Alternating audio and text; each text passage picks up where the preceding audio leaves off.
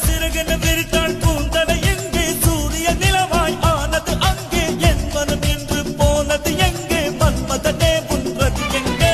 வண்ணத்தை தொட்டால் சந்தனம் கொட்டும் வெட்கத்தை தொட்டால் குங்குமம் கொட்டும் புன்னகை பட்டால் மல்லிகை கொட்டும் பார்த்தால் பருவம் மூச்சு முட்டும் காணல் ஓசைகள் செம்பனை தேடும் அம்மம்மா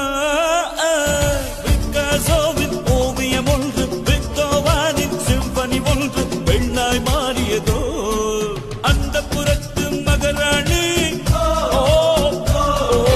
அந்த புறத்து மகராணி அழகிய லேலா அவள் இவளது ஸ்டைலா சந்தன மேலா இவள் மன்மத புயலா அடடா பூ